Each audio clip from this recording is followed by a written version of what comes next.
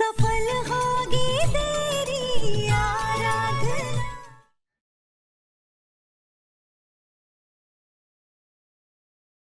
हाँ बहन जी।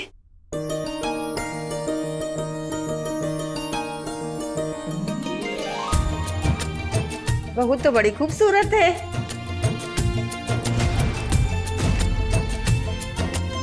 आंखें तो बड़ी सुंदर दिखे हैं बहुरिया की, एकदम हिरनी जैसी।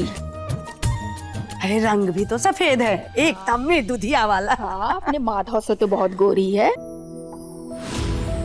तुम सबने बहू का चेहरा देख लिया है तो हटो, अब हम भी बहू का चेहरा देखें।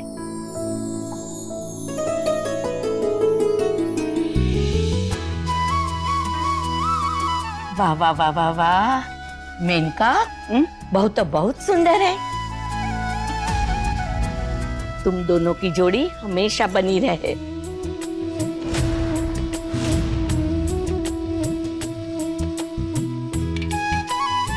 जीती रहो, जीती रहो। दूधो ना पूत फलो बहुरिया।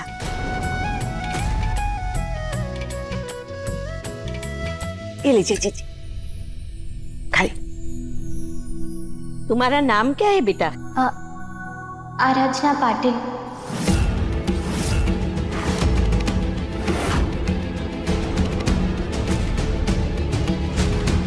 मेनका, ये लड़की हमारी बिरादरी से नहीं है। बुआ जी मुंबई में रहती है, वही तो मिली थी बड़े भैया को, है ना बड़े भैया? क्या सीख कर आई है? घर का काम का तो आता है ना? वो और हमारी बिरादरी का खाना बनाना आता है ना? मला सगळी कामं येतात। माझ्या घरातली सगळी कामं मीच करायची। दैया रे, ये कौन सी भाषा में बोल रही है? मराठी। मुंबई से आई है ना, तो कभी कभी मराठी बोल लेती है।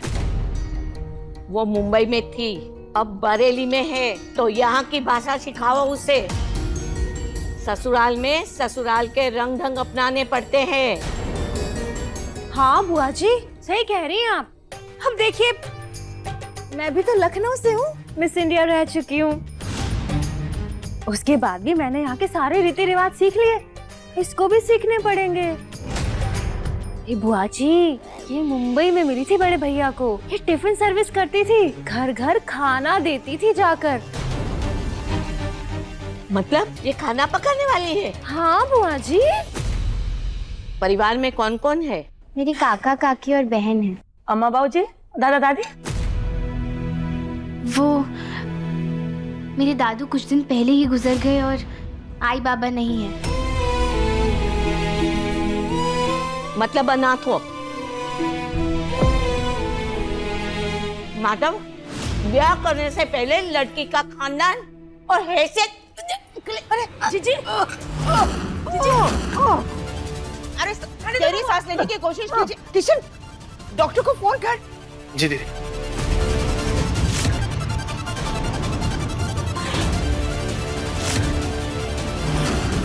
जीजी, इसके लिए कहते खाने का टाइम बात नहीं करनी चाहिए, खाना अटक जाता है।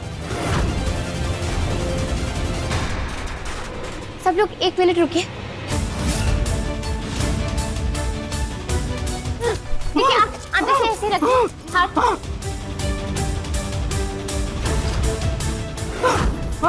बस आप थोड़ा संभालिए।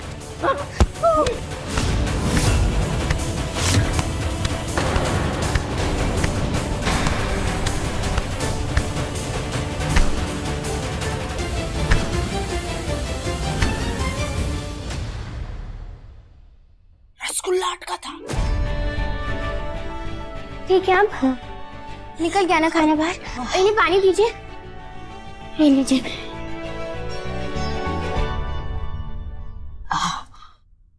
बहन, जीती रहो बेटा, भगवान तेरी हर इच्छा पूरी करे। अरे ठीक हो गई, इसके नुस्खे से ठीक हो गई। थैंक्स।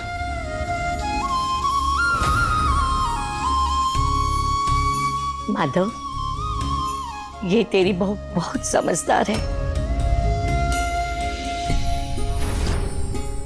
हमारे गांव में भी अगर किसी के गले में खाना अटकता था ना, तो हम लोग ऐसे ही पीठ पे थपथपाकर ठीक करते थे, क्योंकि गांव में कोई अस्पताल या डॉक्टर इतनी आसानी से कहाँ मिलता है। वाह, गांव में पली बड़ी है, पर ऐसी गुणी, संस्कारी, समझदार बहू आज तक इस खानदान में नहीं आई है। चाहे हैसियत में कम हो, पर संस्कारों में, परवरिश में कोई कमी नहीं है। आराधना, तू तो मेरे दिल को भा गई। डिम्पल, सीखो अपनी जेठानी से कुछ। अगली बार आऊं तो थोड़ी अक्ल में इजाफा होना चाहिए। जाओ, रसम की थाली लेकर आओ। कौन सी रस्म बुआ जी? भूल गई? बेटे बहू का अंगूठी खेला नहीं होगा। जाओ, रसम की थाली लेकर आओ। अभी लाई। आराधना बेटा, इस खेल को तुम्हें ही जीतना है, वरना घर में पति की चलेगी। इस घर के मर्द तेज और गुस्सैल होते हैं। अगर वो जीत गए तो जिंदगी भर तुम पर रोब झाड़ेंगे। बात तो आपने सही कही है बुआ जी, है तो ये बड़े ही गुस्से वाले।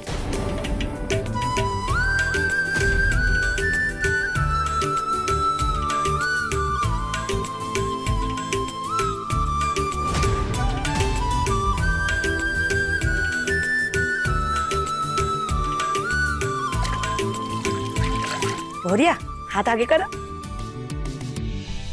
ए बबुआ, हाथ आगे करो ना।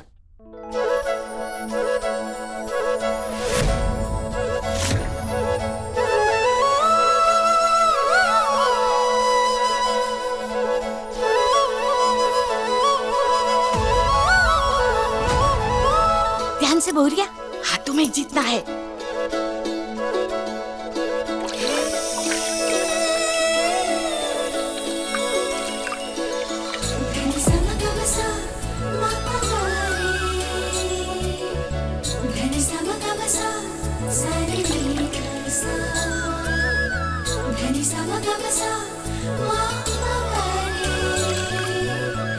अरे, हमारी बहुरिया जीत गई।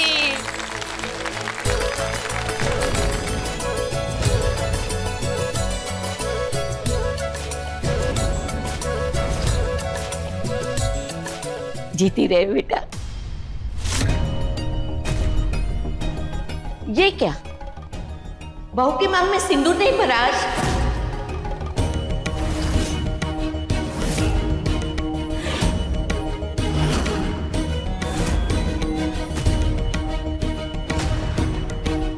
इन बातों का ध्यान रखना चाहिए बेटा।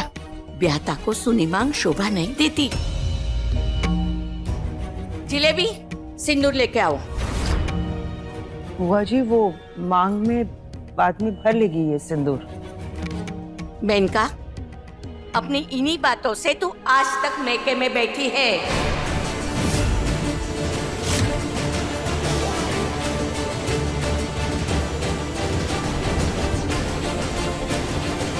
सुना नहीं? सिंदूर लेकर आओ।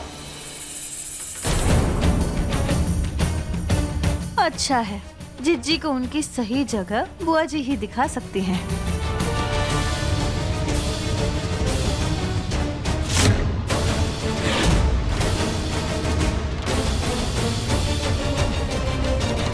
माधव, बहरिया की मांग में सिंदूर भरो।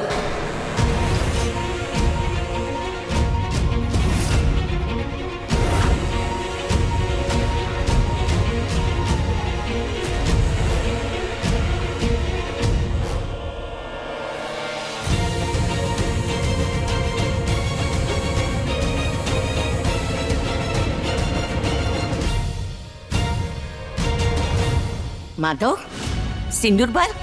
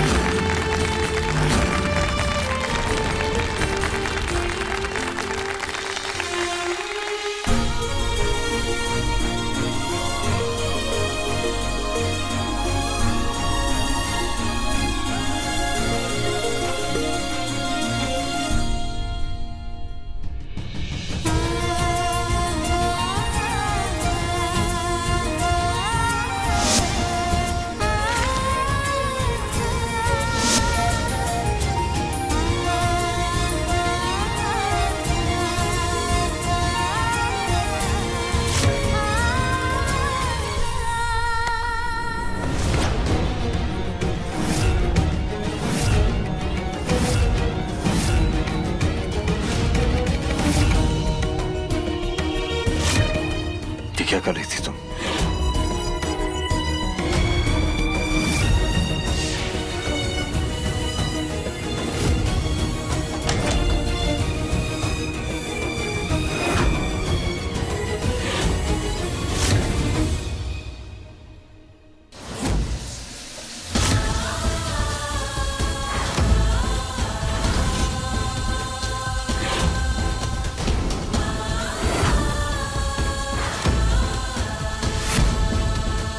कोई गलतफहमी मत रखना। बाहर जो कुछ भी हुआ वो बस एक दिखावा था। तुम्हारी मांग में ये जो सिंदूर है ना, मेरे लिए कोई मायने नहीं रखता, और ना ही तुम मायने रखती हो। सबके सामने बहुत आसानी से झूठ कहा ना, इस दुनिया के सामने, कि हम दोनों का रिश्ता है, हम दोनों का एक बच्चा है। क्योंकि है सच मानो तो बस एक सौदा है जो तुमने मेरे साथ किया है। अपना झूठ मुझ पर थोपा है और कुछ नहीं है, कुछ नहीं। क्योंकि है मुझसे शादी करना चाहती थी तुम, एक बड़े परिवार की बहू बनना चाहती थी तुम, मुझसे इसलिए शादी की है ना। लेकिन अफसोस कि शादी करने के बाद भी ना ही तो मैं तुम्हें कभी अपनाऊंगा, और जो ये हरकत की है तुमने उसके लिए ना ही कभी माफ करूंगा। मेरे दिल में और मेरी जिंदगी में सिर्फ दामिनी है, और उसकी जगह कोई नहीं ले सकता, कोई भी नहीं।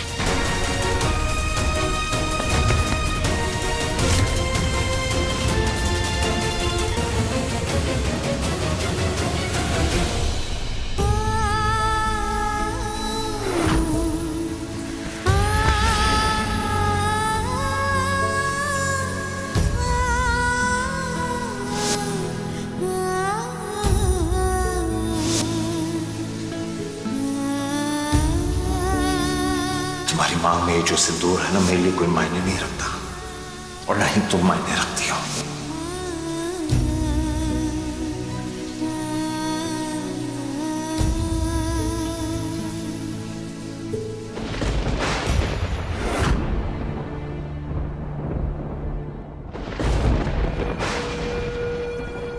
रुकिए।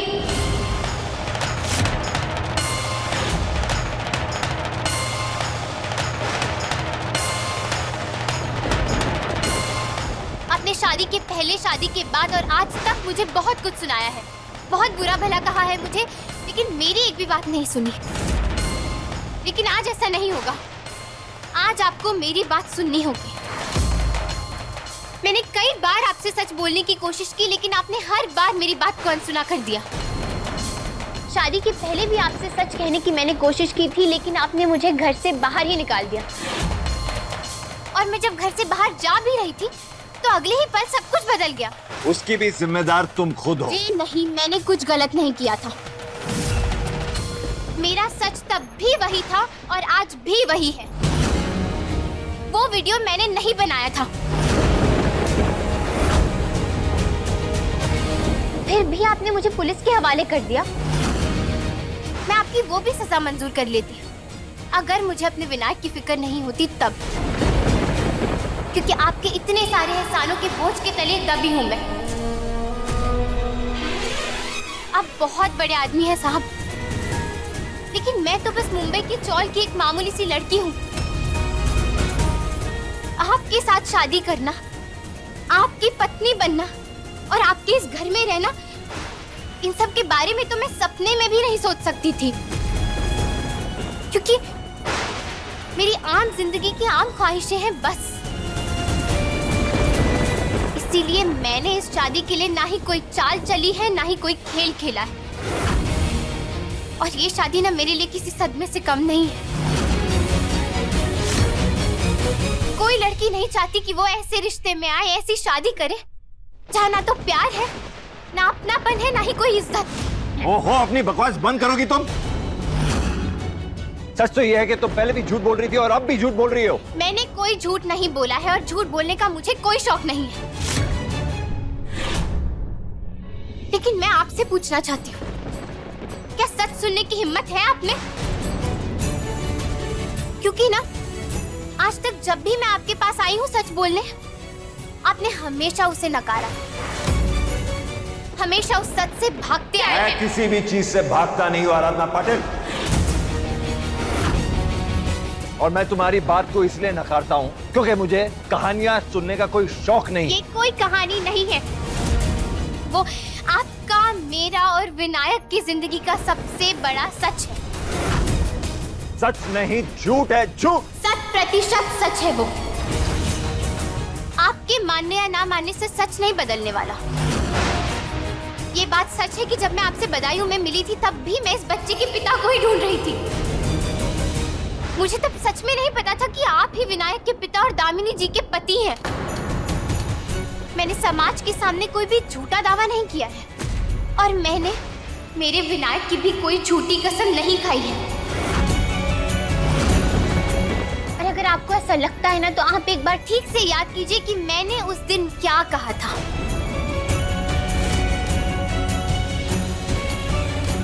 मैं मेरे विनायक की कसम खाकर कहती हूँ, ये बच्चा माधव साहब जी का ही है। ये बात सच है कि ये बच्चा आपका है। ये आपका और दामिनी जी का बच्चा है। और मैं उसकी सरोगेट माँ हूँ जिसे आपकी पत्नी दामिनी जी ने खुद चुना था। मुझसे बस एक गलती हुई कि मैं इस बच्चे के पिता के बारे में ढंग से बता नहीं पाई, क्योंकि उस दिन जब आपने कंप्यूटर में चेहरे का नक्शा बताने को कहा था तो मैं आपका चेहरा आपको कैसे बताती, तो मुझे कुछ समझ नहीं आया। तो उस वक्त मेरे दिमाग में जो कुछ भी आया मैंने बस वही कह दिया। और इससे पहले कि मैं कुछ सोच पाती, कुछ समझ पाती, इसके पहले ही एक तस्वीर बन चुकी थी, एक गलत तस्वीर। और ये गलत तस्वीर बनाने का मेरा कोई भी इरादा नहीं था। और मैंने ये बात बताने की भी आपको कोशिश की थी, लेकिन आपने तब भी मेरी बात नहीं सुनी। और मुझे सुनना भी नहीं है कोई सबूत तुम्हारे पास? इस बात का मेरे पास सबूत है। आपको याद है मैंने आपसे कहा था कि मैं दामिनी जी से मिली थी? मेरे पास उस बात का सबूत है। आप रुकिए, मैं अभी लेकर आती हूँ।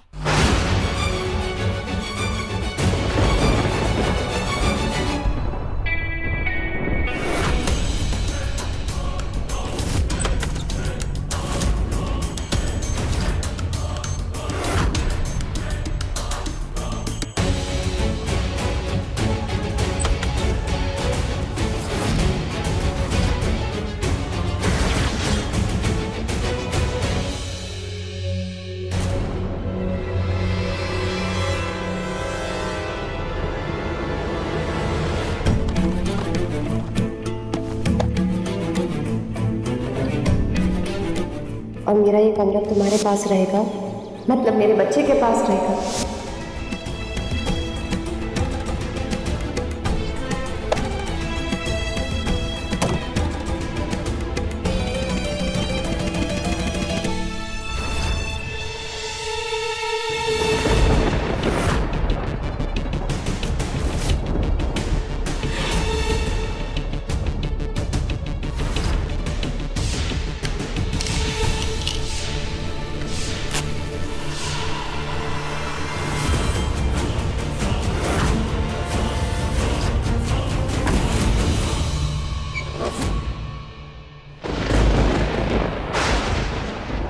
ये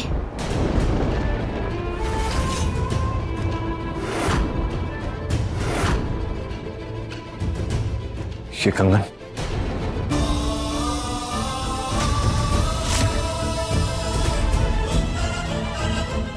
ये कंगन तुम्हारे पास क्या कर रहा है? ये कंगन दामिनी जी की निशानी है जो उन्होंने मुझे तब दी थी जब वो मुझसे पहली बार मिली थी। 20 अक्टूबर को दोपहर 12 बजे सिद्धि विनायक मंदिर के पास मिली थी वो मुझे। और तभी उन्होंने मुझसे कहा था कि जब वो मुझसे अगली बार मिलने आएंगी तो अपने पति को भी साथ लेकर आएंगी। लेकिन इसके पहले कि वो हो पाता, उनका देहांत हो गया। और साहब जी, मैंने दामिनी जी से वादा किया था कि मैं उनके बच्चे को सही सलामत उनकी गोद में सौंपूंगी, और आज तक मैं अपने सच्चे मन से वो वादा निभाती आई हूँ। और ये कंगन लेकर मैं उसके पिता को ही ढूंढने की कोशिश कर रही थी। दामिनी जी तो नहीं रही, लेकिन मैंने खुद से भी ये वादा किया था कि मैं विनायक को उसके पिता से मिलवा कर ही रहूंगी, और मैं वही वादा पूरा करने के लिए यहाँ आई हूँ।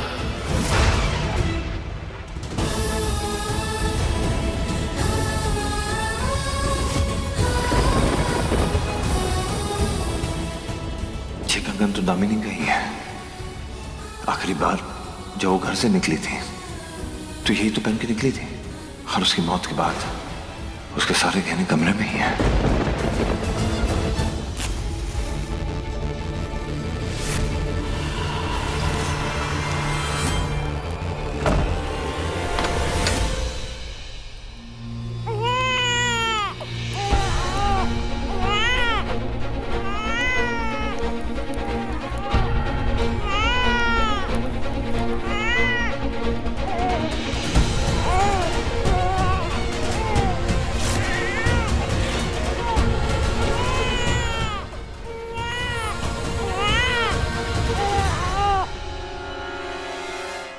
ये कमरे में इतना धुआं कैसे?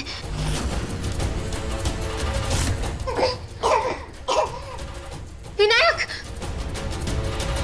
ये कड़ी किसने लगाई?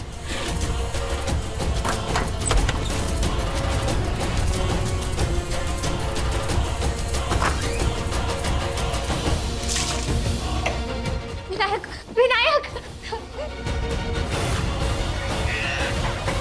कुछ नहीं हुआ विनायक, कुछ नहीं हुआ। देख, तेरी आई है तेरे साथ में।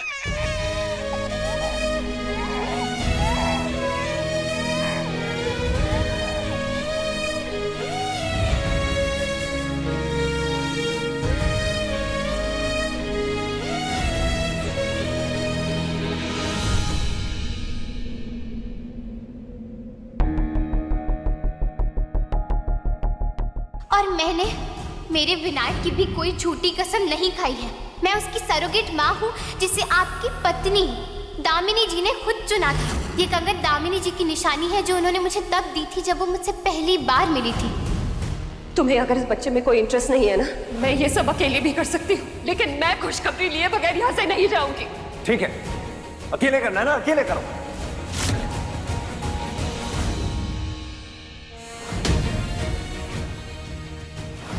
उस दिन झगड़े के बाद जब दामिनी घर से निकली तो उसके हाथ में कंगन थे, ये तो मुझे याद है।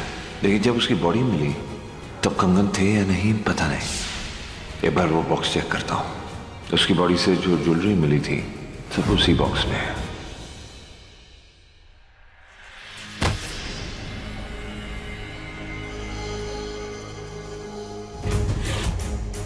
यहाँ आग कैसे लगी? मैंने तो सिर्फ दिया जलाया था ना, उसमें कपूर नहीं डाला था मैंने।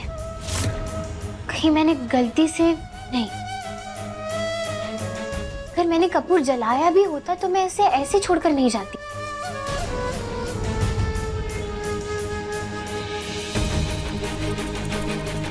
और ये दरवाजा तो मैंने बंद नहीं किया था।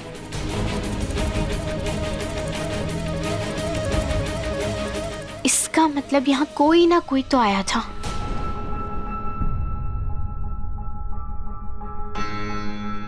इसका मतलब है कि मेरे घर में होने के बावजूद भी किसी ने विनायक पर हमला किया।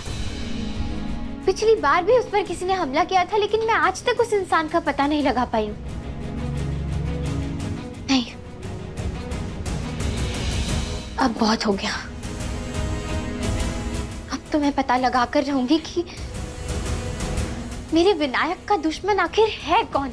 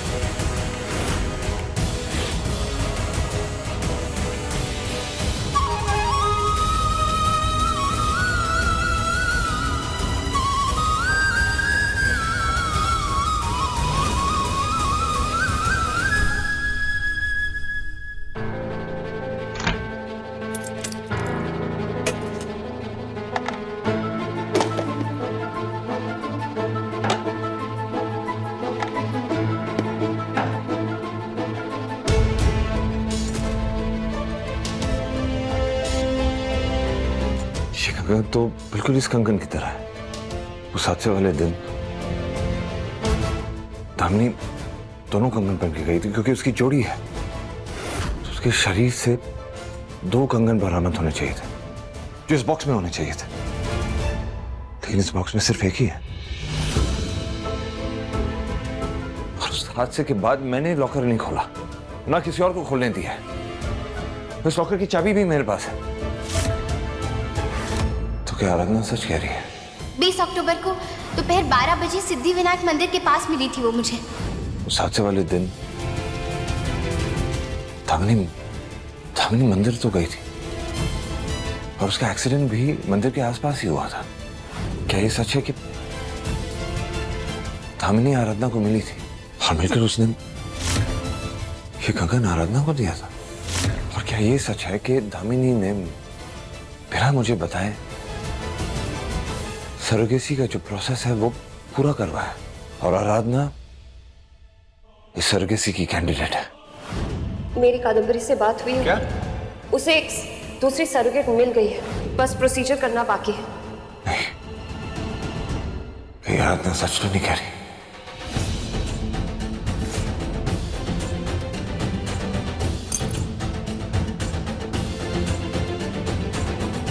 हेलो जी, आप जल्द से जल्द भारद्वाज मैंशन आ चाहिए, एक जरूरी काम है।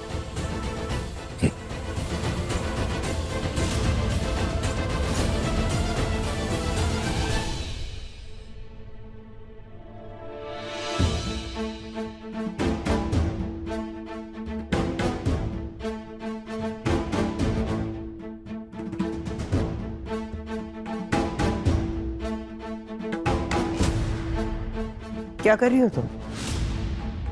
आप घर की बड़ी हैं, मान्य है, तो इसीलिए मैंने सोचा कि आज आपके पैर धो देती हूँ। अच्छा, ठीक है।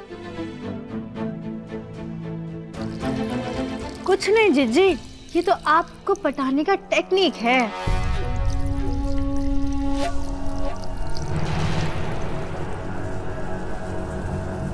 दीदी, आपकी पायल का मोती कहाँ गया? यही कहीं गिरा होगा। ये रहा।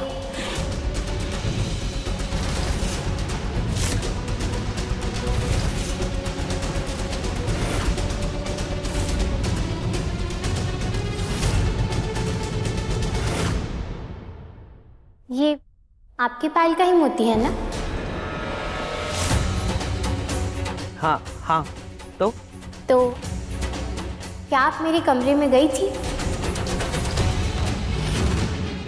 क्या बकवास कर रही हो तुम? मैं क्यों जाऊंगी तुम्हारे कमरे में?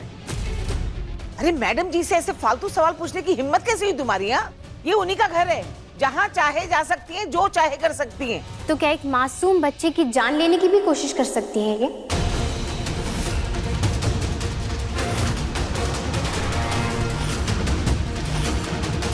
क्या बकवास कर रही हो तुम?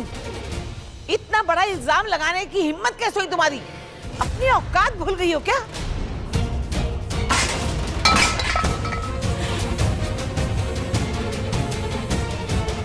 तुम्हारी इतनी हैसियत? अरे तुम्हारी तो इतनी भी हैसियत नहीं है कि तुम हमारे सामने खड़े रहकर बात भी करो। और आज तुम हम पर उंगली उठा रही हो। ये क्या हो रहा है यहाँ दीदी?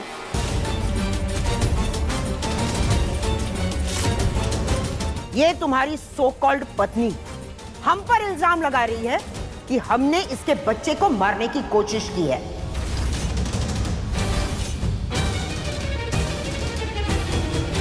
कुछ गलत नहीं कहा है मैंने। पिछली बार भी मेरे विनायक को मारने की कोशिश की गई थी और आज भी वही हुआ है।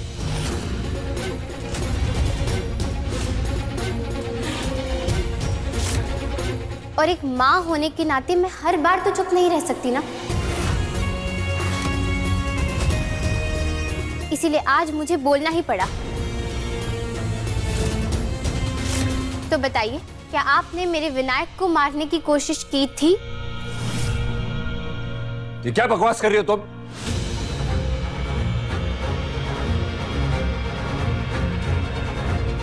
तुम मेरी दीदी के साथ इस तरह बात नहीं कर सकती। माफ कीजिएगा साहब जी, मैं अपने साथ कुछ भी गलत सह सकती हूँ, लेकिन इस बार बात मेरे बच्चे की है, तो मैं किसी से भी किसी भी तरीके से ये सवाल पूछ सकती हूँ। क्योंकि पिछली बार भी जब मैं विनायक को उसके पापा यानी कि आपके पास छोड़कर गई थी, तब भी उसे किसी ने ऐसे ही कड़कती धूप में छोड़ दिया था। और अगर उस वक्त मैं जरा भी देर करती आने में, तो विनायक नहीं बचता।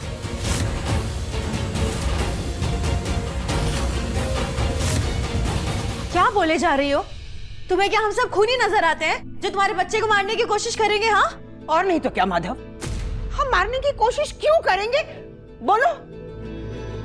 क्योंकि आपको मैं और विनायक शुरुआत से ही नहीं पसंद है, और आप चाहती थी कि हम दोनों ये घर छोड़कर चले जाएं। और आज आपकी ही पायल का मोती मिला है मुझे मेरे कमरे में। आपसे बात करके जब मैं अपने कमरे में वापस गई, तो पूरा कमरा धुएं से भरा हुआ था।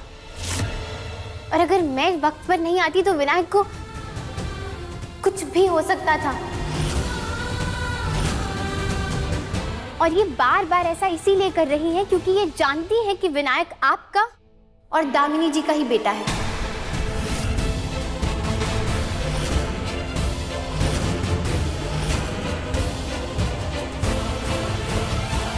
माधव, ये लड़की क्या बोली जा रही है? इसका दिमाग खराब हो गया है क्या?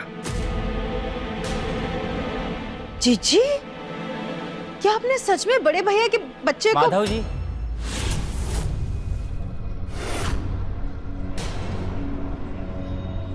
आपने बुलाया मुझे? जी, आइए। ये कंगन है ना, ये मुझे किसी से गिफ्ट में मिला था, और इसके अंदर देखिए आप ही की दुकान का नाम लिखा हुआ है। बड़ी बड़ी बातें करने का बहुत शौक है ना तुम्हें? आज तुम्हारा सच सबके सामने वापस आ जाएगा।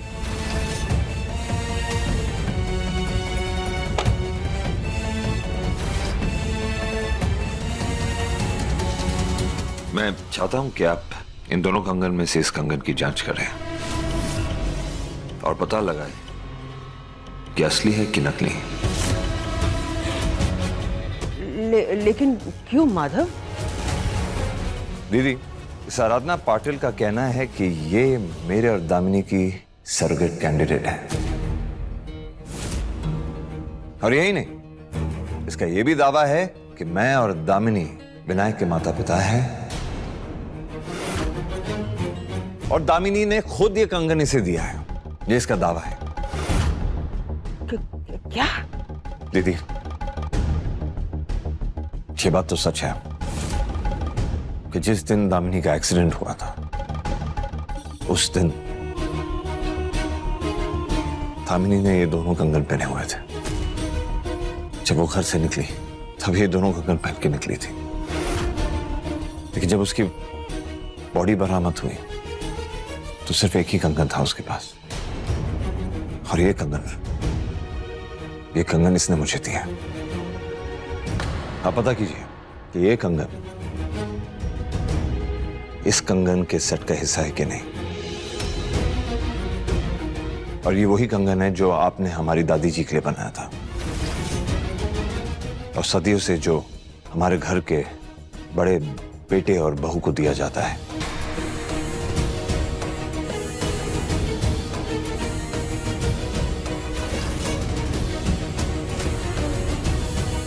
ये लग तो वही रहा है, फिर भी मुझे एक मौका दीजिए, मैं इसे चेक करके बताता हूँ। बिल्कुल, आज सबको यहाँ सच का पता लग ही जाएगा।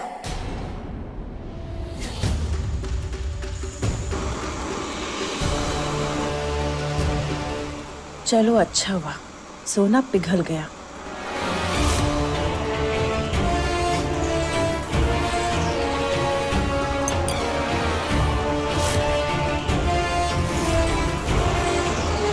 और आज सबको पता लग जाएगा कि आराधना सच कह रही है झूठ, कि वाकई विनायक दामिनी और मेरा बच्चा है कि नहीं।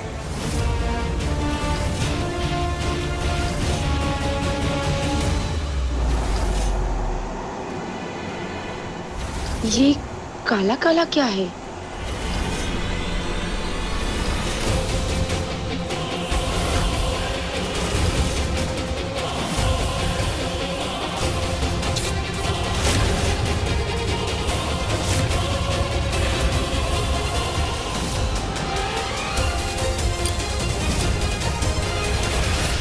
ये असली है और ये नकली है।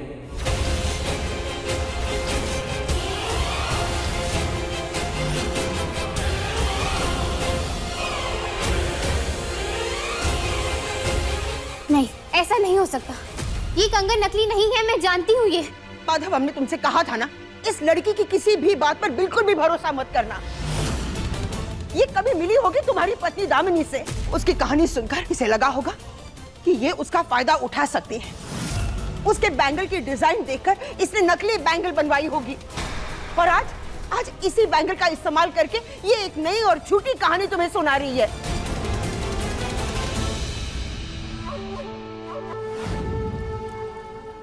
नमस्ते जी।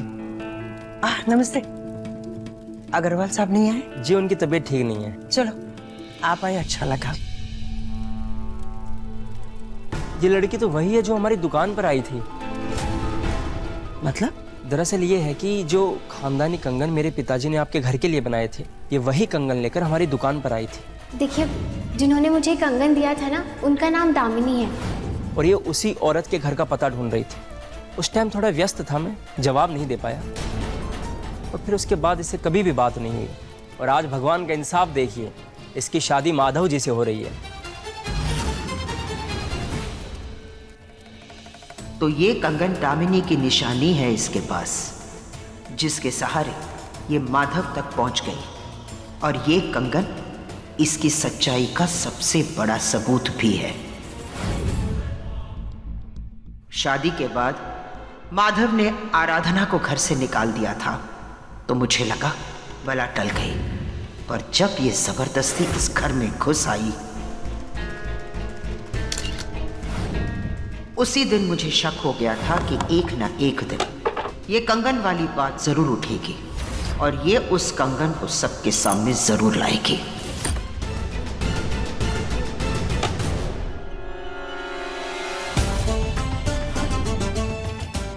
तूफान का इंतजार करना मेनका की आदत नहीं है। उससे पहले ही अपनी छत इतनी मजबूत कर लो कि जब आंधी आए तो वो तुम्हारा कुछ ना बिगाड़ पाए।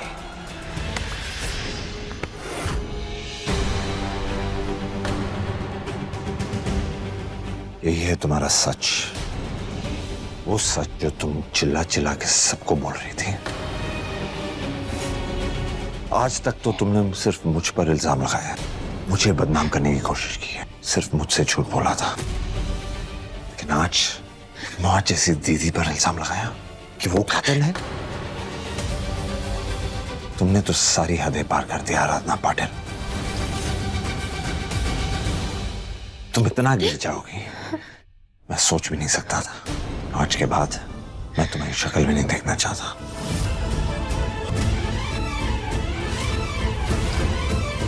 और माफ करना तो दूर की बात है।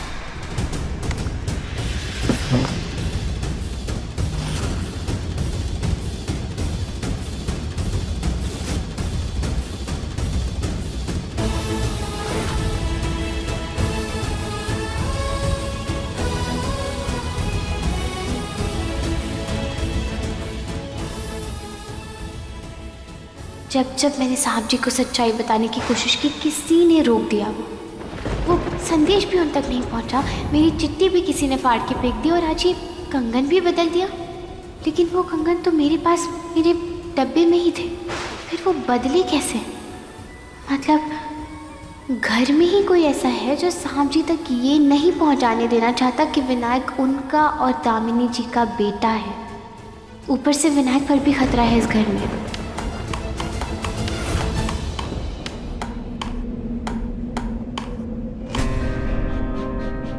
अब ना तो मुझे किसी का झूठ सुनने में कोई इंटरेस्ट है और ना ही मुझे किसी की शक्ल देखनी है। बेहतर ये होगा मुझे अपनी शक्ल नहीं दिखाए।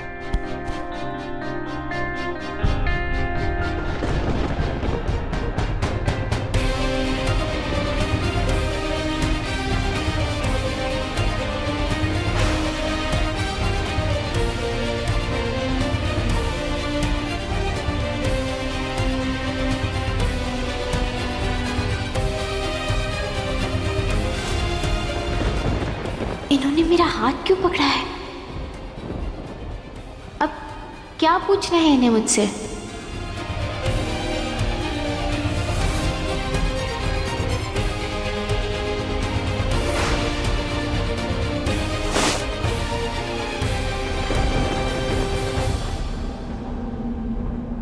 पता नहीं किस्मत मुझसे क्या चाहती है।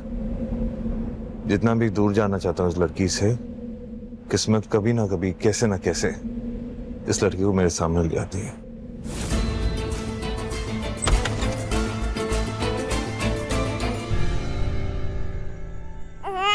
इसकी छाती में तो बलगम जमा हो गया है। हाँ, वो बदायूं वाली काकी ने मुझे एक तेल बताया था ना।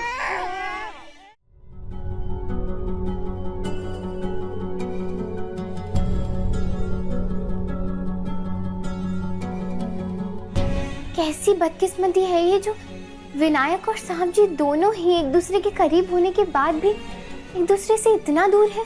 खून अक्सर खून को पुकारता है, लेकिन यहाँ ऐसा क्यों नहीं हो रहा? क्यों साहब जी अपने बेटे को नहीं पहचान पा रहे? ये कैसी नाइंसाफी कर रहे हैं आप पापा? क्यों अपने पिता के करीब होने के बाद भी विनायक के सर पर अपने पिता का हाथ नहीं है? क्यों उनकी गोद में जाने के बाद भी विनायक को अपने पिता का ऐसा दुलार नहीं मिल रहा? ऐसा मत कीजिए ना पापा, इतनी परीक्षा मत लीजिए आप विनायक की, उसे उसके पिता से मिलवा दीजिए।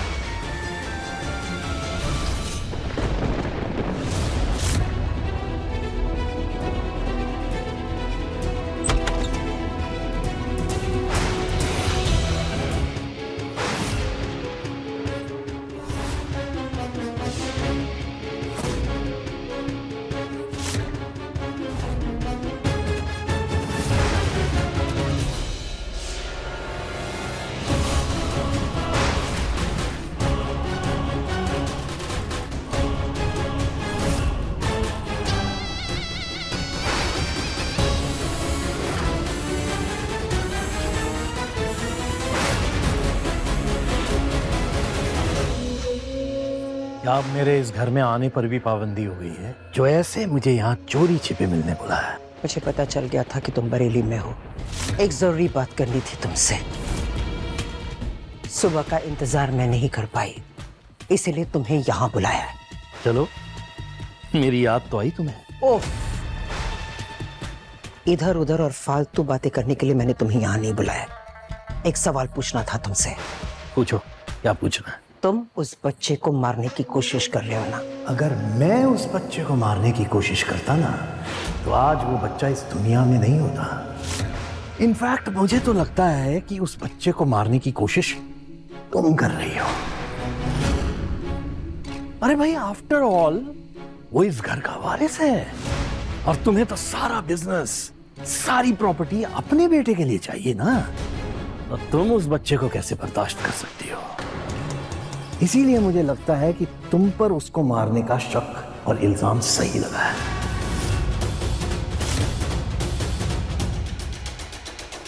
पहले उसे छत पर धूप में मारने की कोशिश की, और जब वो जलकर नहीं मरा तो उसे धुएं में उसका दम घोंटकर मारने की कोशिश की तुमने। इसके बारे में तुम्हें कैसे पता चला? इसके बारे में मैं खुद नहीं जानती। क्या हमारे घर में तुम्हारा कोई खबरी है क्या? माधव दास भारद्वाज की हर एक सांस पे नजर रहती है मेरी। उसकी जिंदगी में कौन सी हवा कब कहां कैसे चलती है, सब पता रहता है मुझे। हम मानते हैं कि माधव और दामिनी की सरगसी की खबर सुनकर हम बहुत नाराज हो गए थे, बहुत गुस्सा आया था हमें, क्योंकि हम कभी नहीं चाहते थे कि सरगसी से वो इस घर का वारिस पैदा करे।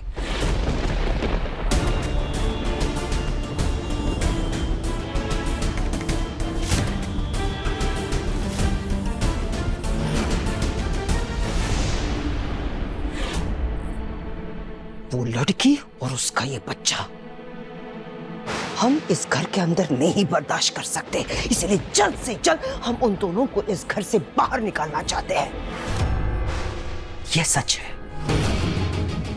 लेकिन ये भी सच है कि उस बच्चे को हमने कभी मारने की कोशिश नहीं की।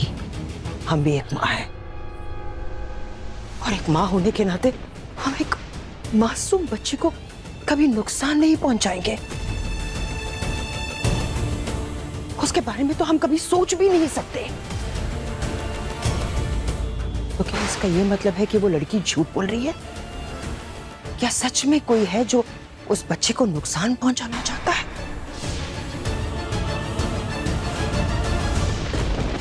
सुनो, अब तुम जाओ यहां से। अगर किसी ने हम दोनों को एक साथ देख लिया तो दिक्कत हो जाएगी। जाओ।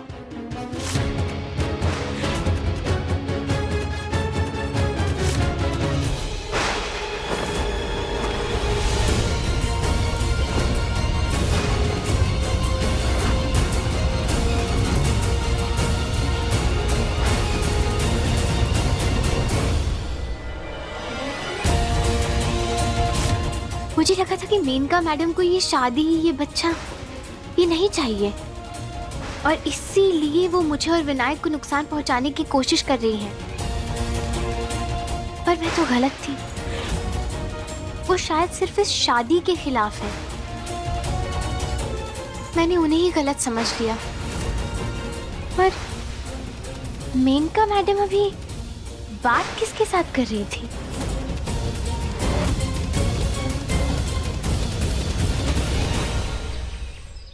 नहीं, रहने दो, मैं ऑफिस में खा लूंगा।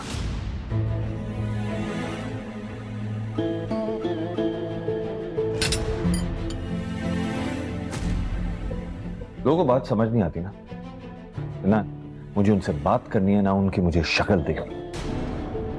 How ridiculous. जलेबी में नाश्ता ऑफिस में करूंगा। कब तक मेरी शक्ल नहीं देखना चाहेंगे आप? कब तक ऐसे नाश्ते खाने या घर से भागते रहेंगे? अब तो मैं यहीं रहती हूँ। कभी ना कभी तो हमारा आमना सामना होगा ही। लेकिन अगर फिर भी आप मेरी शक्ल नहीं देखना चाहते हैं तो ठीक है।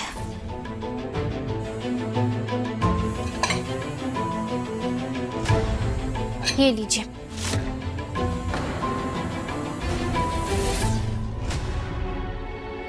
अपनी आंखों पर ये पट्टी बांध लीजिए, तो फिर आपको मेरा चेहरा नहीं देखना पड़ेगा। ना हम और ना वो दोनों ने अगर बच्चे को मारने की कोशिश नहीं की तो किसने की है? क्या सच में बच्चे पे हमला हुआ, या उस बेवकूफ लड़की को कोई गलतफहमी हुई है? मुझे लड़की और बच्चे को घर से निकालना है, और ये नई मुसीबत आ गई है सिर पे। माधव, ये लड़की यहाँ क्या कर रही है? कल इतना बड़ा इल्जाम लगाया इसने हम पर, हमारी इतनी बेइज्जती की। इतना सब कुछ होने के बाद भी आज ये बेशर्म की तरह हमारे सामने खड़ी है। अगर ये लड़की यहाँ खड़ी रही ना तो माफ करना माधव, आज हम नाश्ता नहीं करेंगे। नहीं दीदी, ऐसा मत कहिए। कल मैंने आप पर जो इल्जाम लगाया, मुझे उसके लिए माफ कर दीजिए।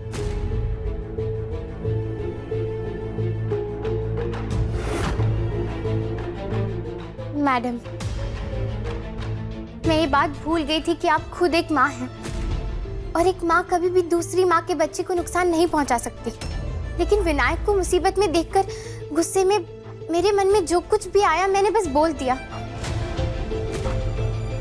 सोचा भी नहीं। इसीलिए आप मुझे माफ कर दीजिए। भले ही आप मुझे इस घर का सदस्य नहीं मानती हैं, और आपकी नजर में हमारा कोई रिश्ता भी नहीं है, लेकिन एक माँ होने के नाते अगर हो सके तो एक दूसरी माँ को माफ कर दीजिए। कुछ गलतियों की माफी नहीं दी जाती है आराधना।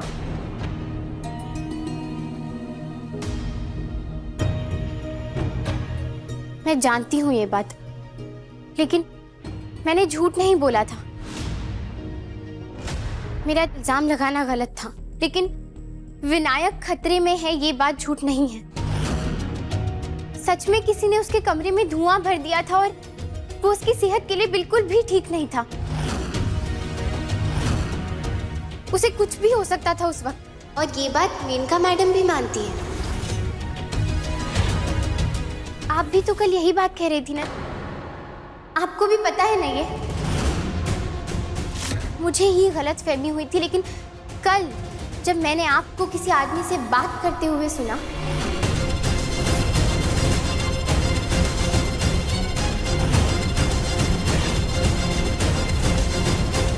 कि आप खुद एक माँ हैं और आप कभी भी किसी दूसरे माँ के बच्चे को नुकसान पहुंचाने के बारे में सोच तक नहीं सकती हैं,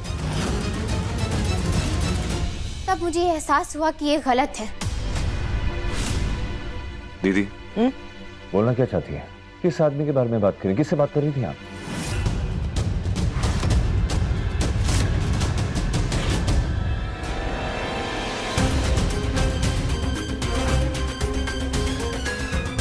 तुम होती कौन हो हमसे ये सवाल जवाब पूछने वाली? हम कहाँ जाते हैं, किससे मिलते हैं, क्या बात करते हैं, इससे तुम्हारा क्या मतलब है? हमारी जिंदगी में दखल देने वाली तुम होती कौन हो? कॉन्ग्रेचुलेशंस, बहुत बड़ा वाला कॉन्ग्रेचुलेशंस। बधाइयां हो जी, बधाइयां।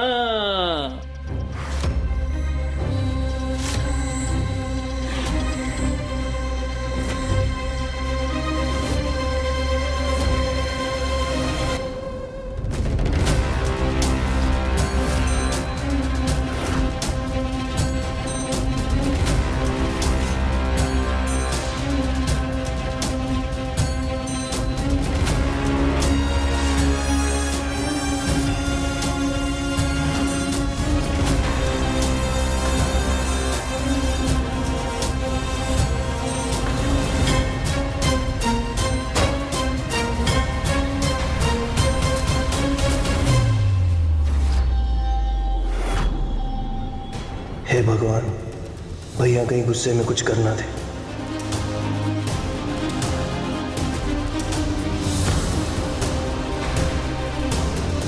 ये कौन है? प्रलय, तूफान। इस घर में आज तक आंधी चली थी ना, लेकिन भूकंप और तबाही अब शुरू होगी।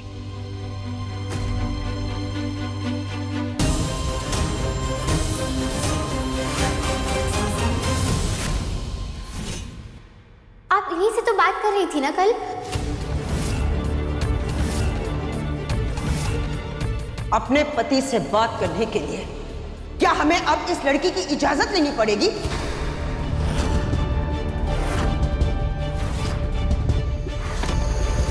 दीदू, ये इनके पति कहाँ से अटपक पड़े?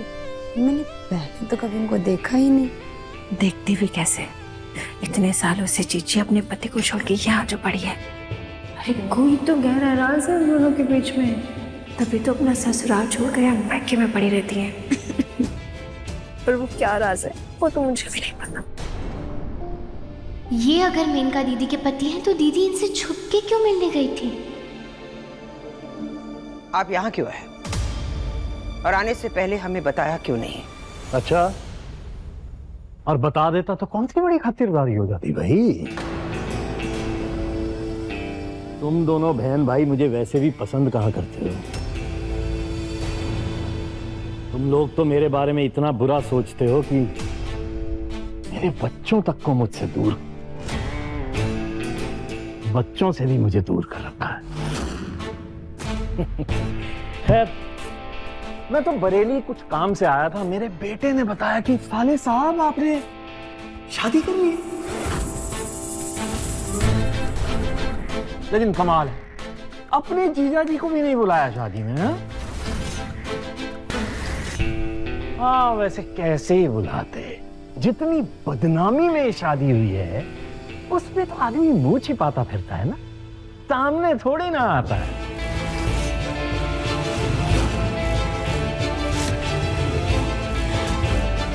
पापा,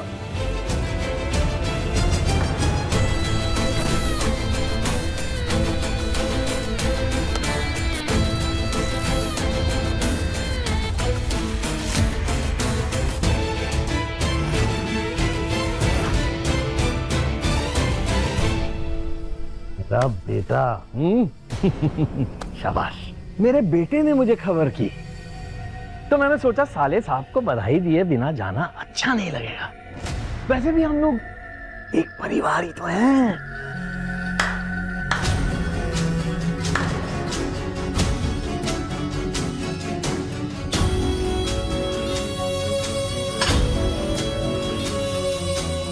अपनी बड़ी सनज की मुंह दिखाई करने आए हैं तो खाली हाथ थोड़ी ना आते। कहाँ है भाई दुल्हनिया? अरे हमारी भाभी जी का।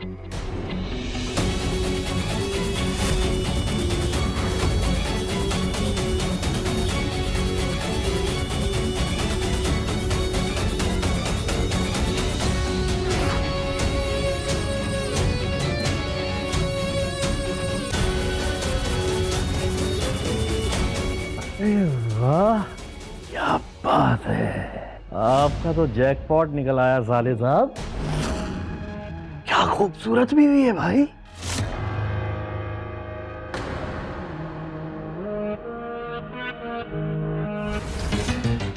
अरे न्यारे हो गए साले साहब। वो कहते हैं ना, जब खंडर पे चांदनी पड़ती है ना, उसकी एक रोशनी से ही खूबसूरत हो जाता है खंडर। और ऐसी खूबसूरत बीवी। तो आपके खंडर होते शरीर को तो पूरा का पूरा चांद ही मिल गया साले साहब। अब मैं समझ सकता हूँ आपकी गलती नहीं है भाई। अरे ऐसी खूबसूरती के लिए तो बड़े बड़े महापुरुषों ने अपनी तपस्या भंग कर ली है भाई।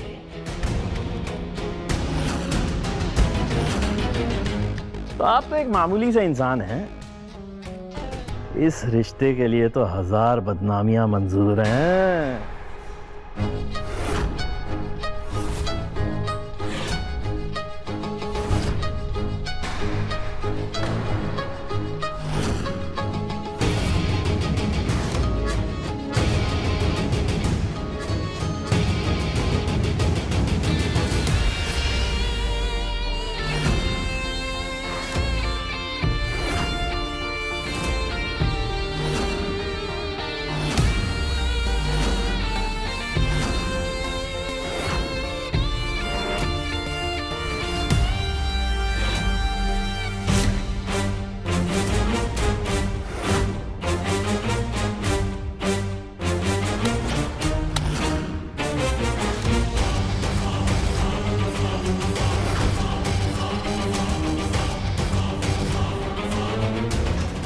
क्या कर रहे हैं साले साहब? भाभी जी को तोहफे तो दे दीजिए।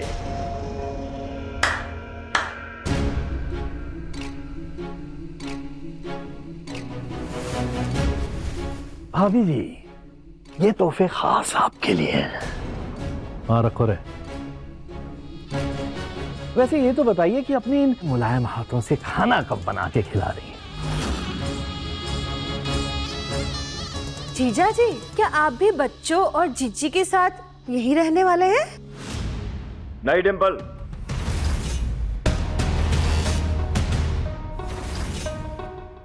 प्रशांत जी यहाँ पर नहीं रहेंगे। अरे साले साहब, गुस्सा थोड़ा कम कीजिए, बीपी हाई हो जाएगा। फिर हमारी इन भाभी जी की कम सिन सी उम्र में विधवा हो जाएंगी।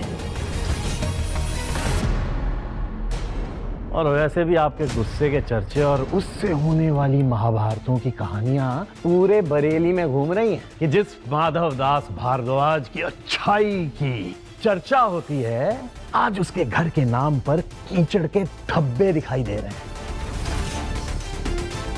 साले साहब, परिवार संभल नहीं रहा है आपसे। इस सारी बकवास में तुमने एक चीज बहुत अच्छी कही, परिवार। ये जो शब्द है अच्छा इस्तेमाल कर लेते हो, और सही भी कहा है तुमने। क्योंकि चाहे हमारा परिवार लड़े झगड़े, लेकिन हम एक हैं, सुख में भी और दुख में भी। मुंह फेर के भाग नहीं जाता, लेकिन अफसोस शब्द का मतलब नहीं तुम समझ पाए। अरे भाई, रस्सी जल गई पर अकड़ दी गई। अब तो धरती पे आ जाओ महाराज, आपकी करतूतों के अच्छे खासे चर्चे हैं। वैसे मुझ में और तुम में कुछ ज्यादा फर्क नहीं है। दोनों के पास औहदा है, पैसा है और दोनों के पास। प्रशांत बस, अपनी हाथ में रहो। अरे मेनका, सच्चाई से मुंह क्या छुपाना भाई, हम दोनों के पास है नहीं क्या 2 बीवियां?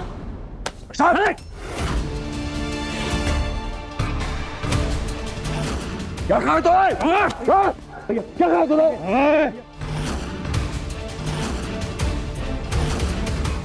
अरे भैया, जैसे समझने की गलती मत करना। और हम दोनों एक जैसे नहीं हैं, ना कभी थे ना कभी हो गए। रेली? तो सुन, मैं भी तुझसे कुछ कम नहीं हूँ, समझा?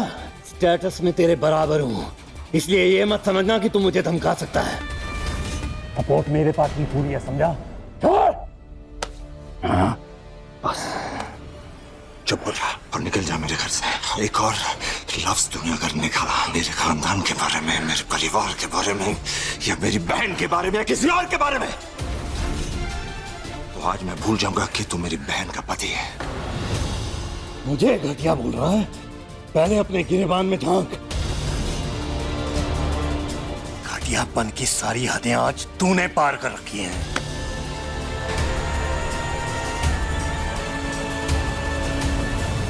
प्रशांत नहीं, छोड़ो माधव को। आपने बोला था आप मामू को बधाई देने आएंगे, मैंने इसलिए आपको आने दिया। शिवानी रो रही है पापा, छोड़िए उसको पापा प्लीज। मुझे प्लीज रुक। शिवानी रो रही है पापा, प्लीज छोड़ दीजिए आप लोग, प्लीज। दोनों मत लड़िए प्लीज। मामा प्लीज छोड़ दो।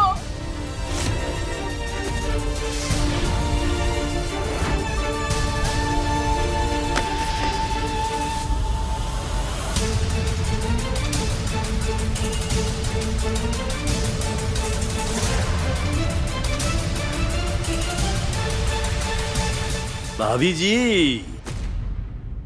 आपके हाथ का खाना खाने फिर आएंगे। नमस्ते।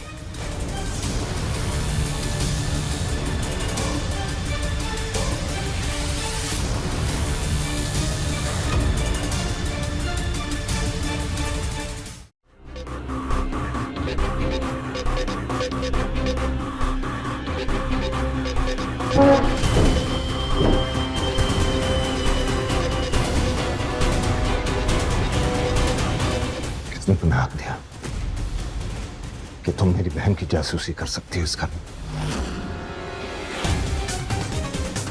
किसने तुम्हें हक दिया कि मेरी बहन की छुप छुप के तुम बातें सुनो? तुम जैसी लड़की मैंने आज तक जिंदगी में नहीं देखी।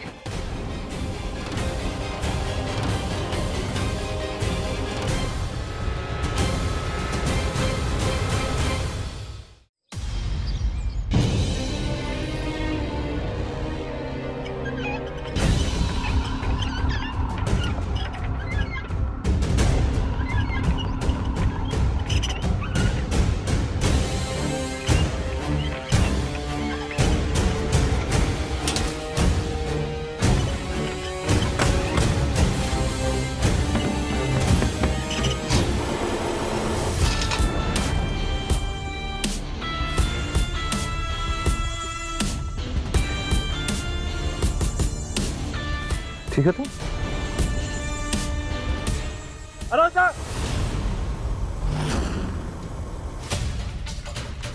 विनायक,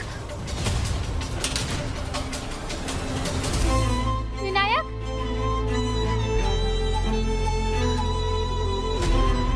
कैसी लापरवाह माँ हो तुम। बच्चे की वो अकेला छोड़ जाता है कोई, सीढ़ियों के पास गिर जाता है वो तो, और खामखा ब्लेम मेरी बहन पर डालती रहती। पता नहीं बच्चे को कैसी माँ मिली, ना कुछ आता है ना किसी फिक्र है। अभी कुछ हो जाता है इसे तो। मैं रसोई में दूध गर्म कर रही थी और मैंने विनायक को यहाँ सीढ़ी पे नहीं छोड़ा था, बल्कि मैंने तो उसे कमरे के अंदर वो गाड़ी में रखा हुआ था। बाहर कैसे आ गया? ओह शट अप! कमरे में छोड़ दी इस मासूम जान को।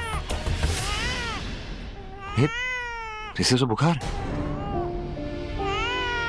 विनायक को बुखार है?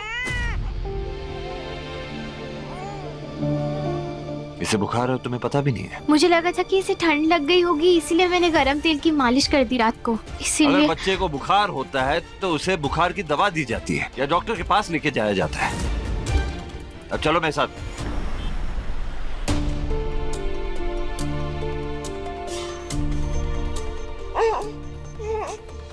डॉक्टर साहब, इसे सुबह अचानक ही बुखार आ गया, लेकिन कल रात तक तो सिर्फ इसकी छाती गरगरा रही थी। कंजेशन से तो इतना बुखार नहीं आना चाहिए। इसकी तबीयत पहले से खराब थी क्या? नहीं, लेकिन वो कल रात में पूरा कमरा धुएं से भर गया था, इसीलिए रो रहा था बहुत ज्यादा। धुएं की वजह से चेस्ट में इन्फेक्शन हो गया है, टेस्ट करने पड़ेंगे। और अगर इन्फेक्शन ब्लड में गया होगा तो शायद ब्लड की भी जरूरत पड़े।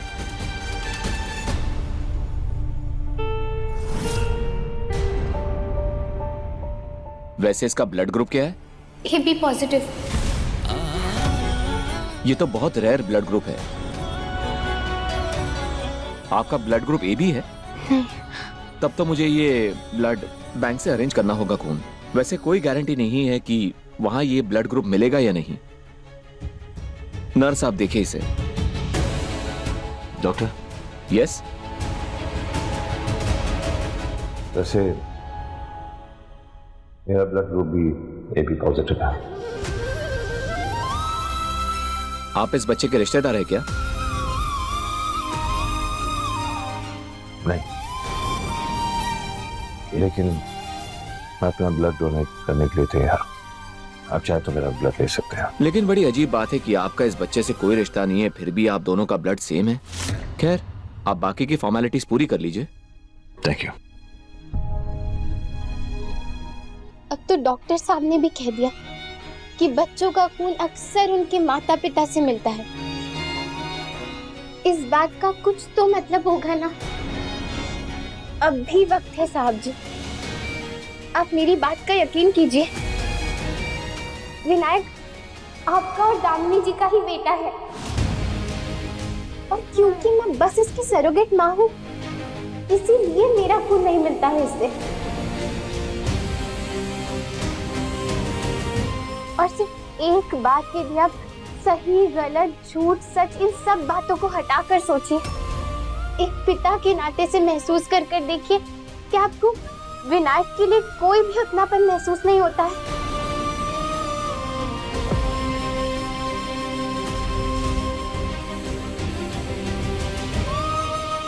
अपने दिल पर हाथ रखकर पूछिए, क्या आपको विनायक के लिए पिता का दुलार महसूस नहीं होता है?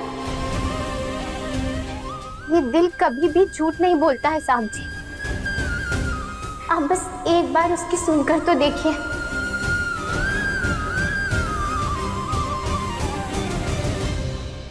आइए, आपको बुलाया है सर ने।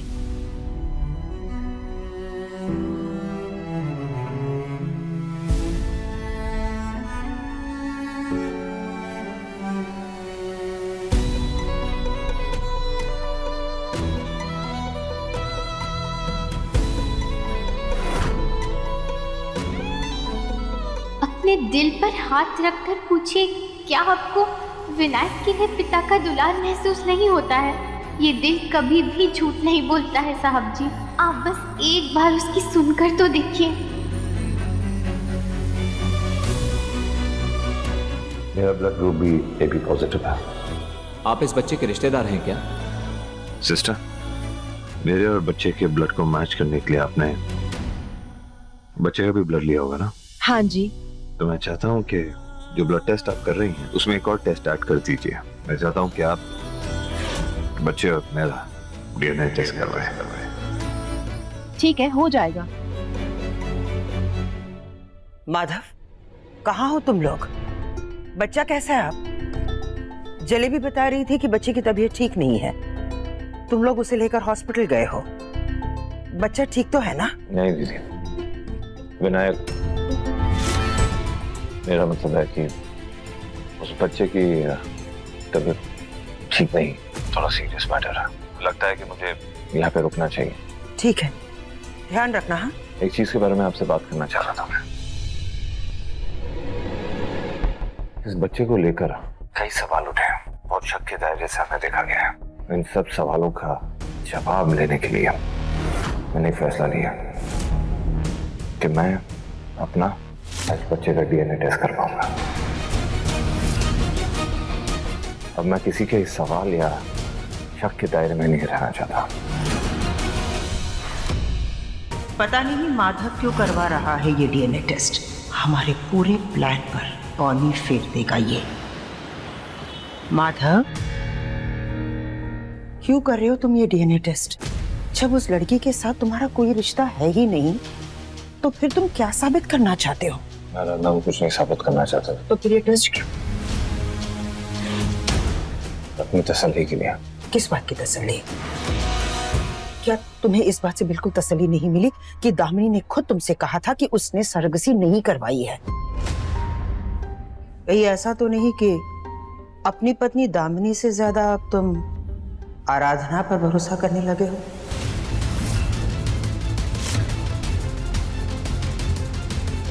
हरगिज़ नहीं। मैं हमेशा दामिनी पे ही भरोसा करता था और करता हूं, करता रहूंगा। लेकिन अपने दिल का क्या करूं दीदी, जो बार बार मुझे उस बच्चे के करीब खींचता है, उसे परवाह करने पे मजबूर कर देता है, उसके बारे में सोचने पर मजबूर कर देता है। इसलिए तो मैं आज इधर हूं। जाने क्यों मुझे ऐसा लगता है कि उस बच्चे और मेरे बीच कोई रिश्ता है। हाँ दीदी, आज जब आराधना ने कहा कि मैं सच झूठ, सही और गलत से परे हट के एक बार सोचूं, और जब मैंने वैसे किया तो मेरे दिल से एक आवाज आई दीदी, शायद उस बच्चे के साथ मेरा कोई रिश्ता है। माधव, तुम ऐसी बहकी बहकी बातें करने लगे हो। मुझे खुद नहीं समझ आ रहा दीदी, कितनी बार मैंने कोशिश की उस लड़की को खुद से दूर करने के लिए। किस्मत न जाने क्यों बार बार आराधना और विनायक को मेरे सामने लाकर खड़ा कर देती है। और मैं अब कोई डाउट में नहीं रहना चाहता, मुझे क्लैरिटी चाहिए। मैं जानना चाहता हूं कि क्या सही में विनायक मेरा बच्चा है या नहीं, और वो इस डीएनए टेस्ट के जरिए ही पता चलेगा।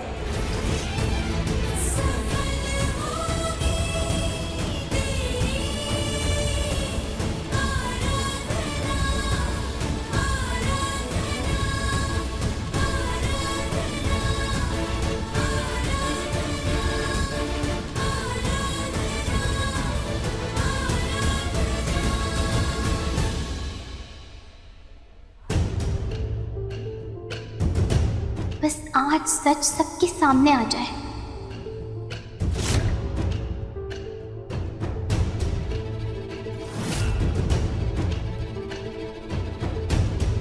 पापा, इस दिन का मैं कब से इंतजार कर रही थी। विनायक का हक और उसकी जगह के लिए मैंने बहुत तपस्या की है, बहुत तकलीफों का सामना किया है। प्लीज़ आज उसे उसका हक दिलवा दीजिए, उससे आज उसका घर परिवार दिलवा दीजिए।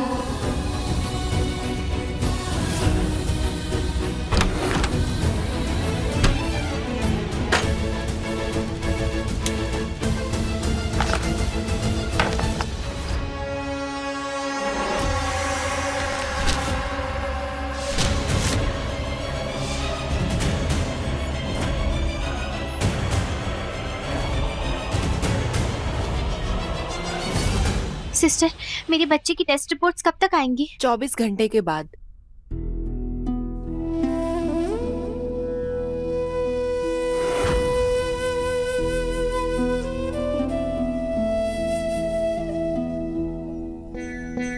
पता नहीं किसकी बुरी नजर लग गई है मेरे बच्चे को। पापा, आप मेरे विनायक की रक्षा करना, उस पर कोई आंच मत आने देना।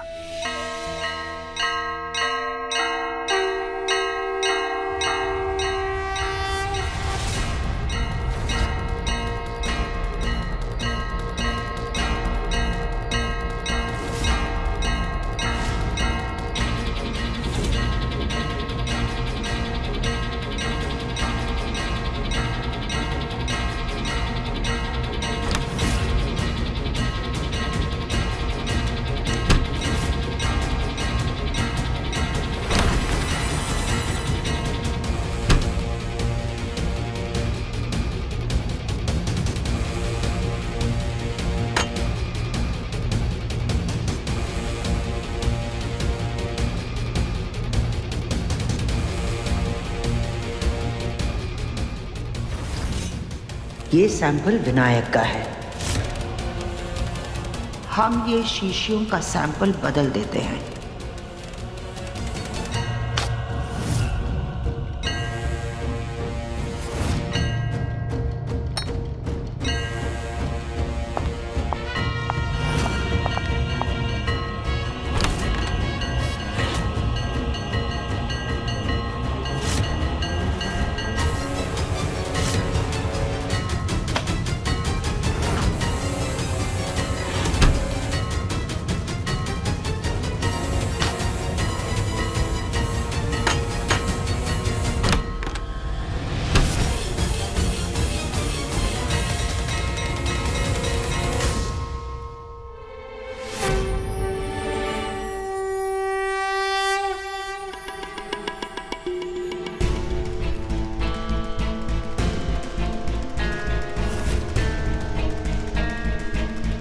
जितनी पूजा पाठ करनी है कर लो। हमारे होते हुए माधव को उसके बच्चे का सच कभी पता नहीं चलेगा। विनायक को इस घर का वारिस बनाने का तुम्हारा सपना कभी पूरा नहीं होगा। तुम्हारे ये भगवान कुछ नहीं कर पाएंगे, क्योंकि मेनका को जो करना था मेनका ने कर दिया। हम जीत गए।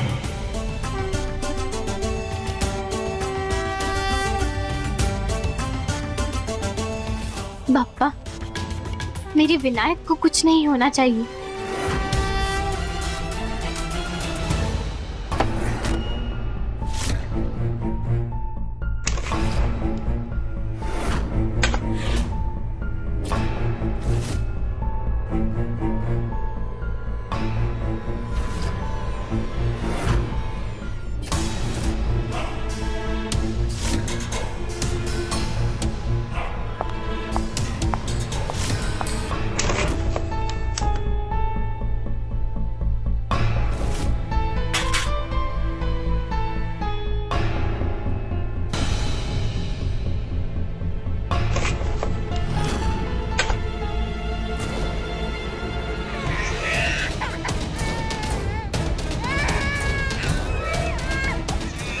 विनायक,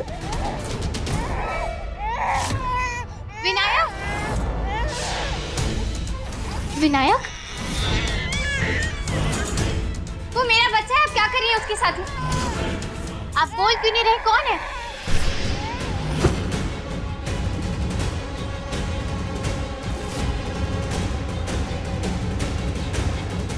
कहाँ गई?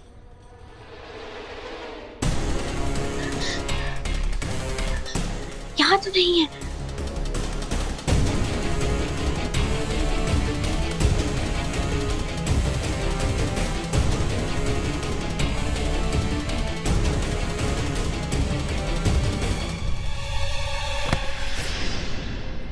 अरे मेरी बात सुनो, कहाँ जा रही हो? विनायक के पास कोई तो था, कोई है जो उसे नुकसान पहुंचाने की कोशिश कर। अरे क्या बात कर रही हो तुम? कौन हो सकता है? कोई तो खड़ा था वहाँ पे। वहाँ पे कहाँ खड़ा था? यहाँ तो कोई नहीं है। पूरा वक्त मैं इधर ही हूँ। मैंने किसी को आते जाते नहीं देखा है यार। आदना, मैंने देखा है उसे। वो है, वो इसी तरफ भागा है वो। ठीक है, एक सेकंड, उधर गया है ना? हाँ, मैं देख कर आता हूँ, तुम इधर ही रुको। गॉड, विनायक,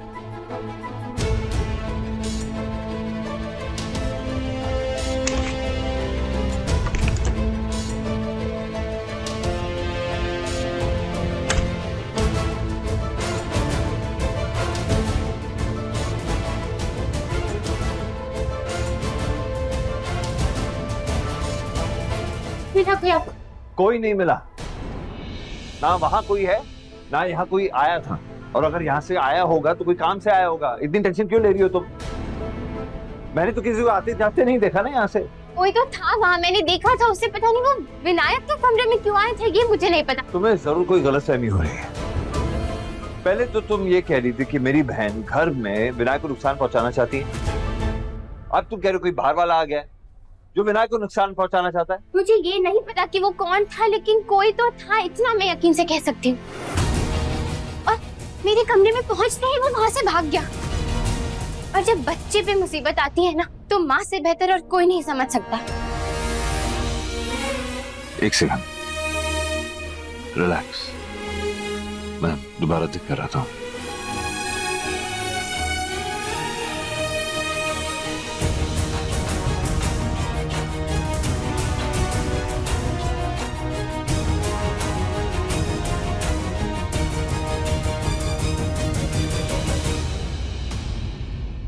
ना कोई नहीं है, मैंने हर जगह चेक कर लिया है। देखो मैं समझ सकता हूँ तुम्हें क्या महसूस हो रहा होगा, और तुम्हें लग रहा है कि जो कुछ भी हुआ है उसके बाद एक डर सा बैठ गया है। मैं ये बात भी समझ सकता हूँ कि विनायक को कोई नुकसान पहुंचाने की कोशिश कर रहा होगा, लेकिन वो हमारे घर में से कोई नहीं, हमारा कोई घर वाला ऐसा नहीं करेगा, यकीन मानो। प्लीज तुम एक काम करो, तुम विनायक के साथ कमरे में ही रहो, उसके पास ही रहो, और मैं बाहर वेट करता हूँ, तुम्हें तसल्ली हो जाएगी। ठीक है? ठीक है? जी ठीक है। चलो। जी थैंक यू। मेंशन। हाँ ओ मेरा मतलब है मेंशन नॉट मतलब मत बोल। तुम्हें हिंदी पण विसरलात? हाँ? मेरा मतलब आप हिंदी भी भूल गए? चलो आओ। हाँ। अच्छा हुआ माधव ने डीएनए टेस्ट करने का फैसला किया। अब हमारी टेंशन खत्म हो गई कि सब कुछ तो हमने बदल ही दिए थे। अब रिपोर्ट्स में ये कभी साबित नहीं हो पाएगा कि वो बच्चा माधव का है। अब आराधना कुछ भी कहे, माधव अब उसकी एक भी बात नहीं मानेगा, और ना ही माधव उस बच्चे को अपना वारिस बनाएगा। वाह, मैंने कहा वाह। जी डॉक्टर साहब, मैं बस घर से ही निकल रहा हूँ। कहाँ जा रहे हो तुम? अस्पताल जा रहा हूँ दीदी, बच्चे का आज डिस्चार्ज है और डीएनए रिपोर्ट भी आज ही आनी है। कितना अहम मौका है, इस वक्त तुम्हें किसी के साथ की जरूरत पड़ेगी। हम भी चलेंगे तुम्हारे साथ।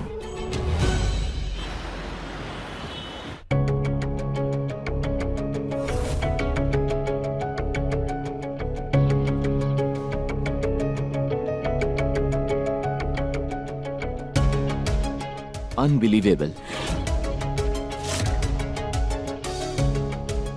क्या हुआ डॉक्टर, सब ठीक है?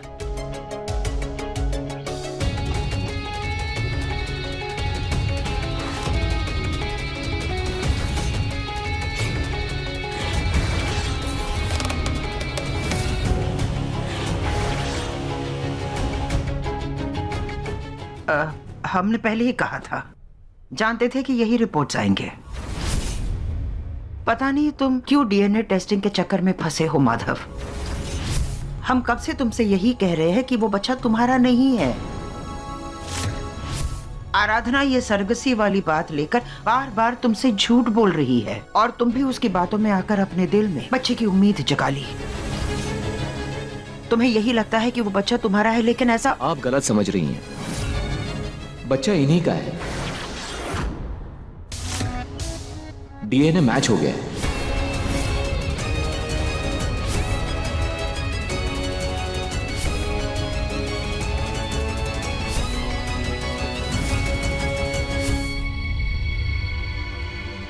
ऐसे कैसे हो सकता है? हमारा मतलब है कि ऐसे कैसे हो सकता है? आपने सैंपल ठीक से चेक किया ना?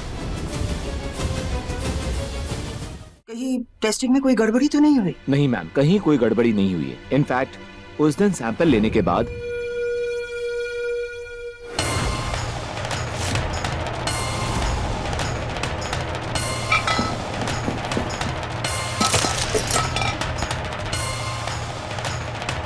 वो सैंपल वेस्ट हो गया था, इसलिए आज हमने एक नया सैंपल लिया, उसी से टेस्ट किया है।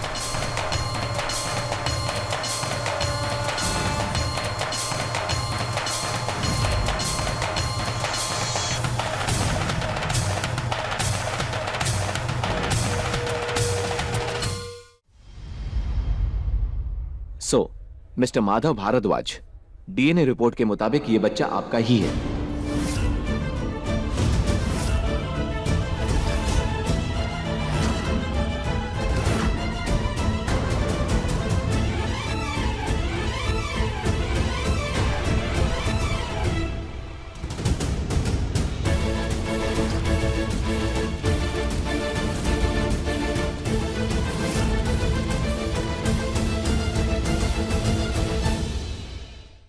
अपने पसंदीदा शो के फुल एपिसोड देखने के लिए अभी डाउनलोड करें दंगल प्ले ऐप।